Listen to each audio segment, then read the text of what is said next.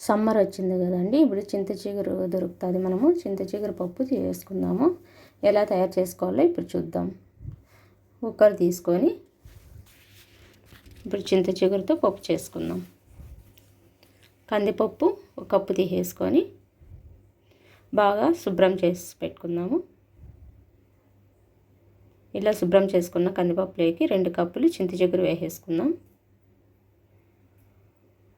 1 cup బిళ్ళలాకు వేసుకుందాము. దీన్ని గెంజిరాకు కూడా అంటారండి. మా సైడ్ అయితే బిళ్ళలాకు, పప్పాకు ఏదైనా అంటారు. అది 1 కప్పు వేసేసుకుందాం శుభ్రం చేసుకొని. ఇప్పుడు టమోటాలు ఒక 4, ఎండుమిరపకాయలు ఒక 20 వేసేసుకుందామండి. మీ కారాన్ని బట్టి తీసుకోండి. వంకాయలు ఒక 4, ఆనియన్ 1, వెల్లుల్లి రెబ్బలు ఒక 4, ఉప్పు 2 టేబుల్ స్పూన్లు మీ రుచికి తగినట్టు తీసుకోండి. ధనియాల పొడి 1 టేబుల్ స్పూను, పసుపు 1/2 టేబుల్ స్పూన్ వేసేసుకుందాం. ఇప్పుడు వాటర్ 2 గ్లాసులు వేసేసుకుందాం.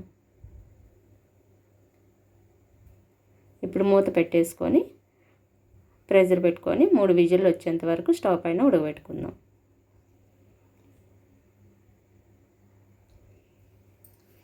ఇప్పుడు 3 విజిల్లు వచ్చినాయండి, ప్రెషర్ పోయింది. ఇప్పుడు తీసి చూద్దాం. పప్పు బాగా ఉడికిపోయిందండి మెత్తగా. ఇప్పుడు ఆ నీటిని వంపేసుకొని పప్పు ఎనిపేసుకుందాం. ఈ విధంగా ఎనుపుకున్న పప్పులోకి ముందుగా వంపేసుకున్నాం కదండి వాటర్, అవి వేసేసుకుందాం.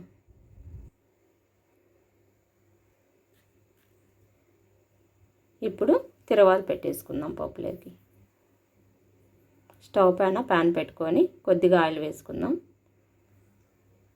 ఆయిల్ కాగిన తర్వాత ఆవాలు, జీలకర్ర కొద్దిగా, ఎండుమిర్చి 2,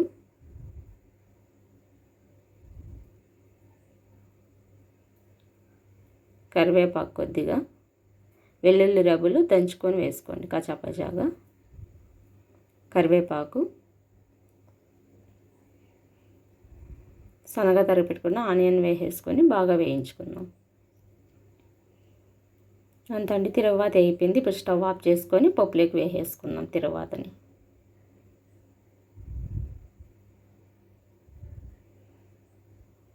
ఇప్పుడు చింత చిగురు పప్పు రెడీ అయిపోయిందండి. ఎంతో టేస్టీగా ఉంటుంది.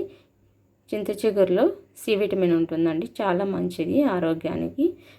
సమ్మర్లో చలవ కూడా చేస్తుందండి చింత చిగురు తినడం వల్ల. ఇప్పుడు సర్వింగ్ బౌల్లోకి తీసేసుకుందాం. ఈ విధంగా చింత చిగురు పప్పు రెడీ అయిపోయింది. ఇది అన్నంలోకి నెయ్యి వేసుకొని తింటే చాలా టేస్టీగా ఉంటుందండి. మీరు కూడా ఒకసారి ట్రై చేయండి.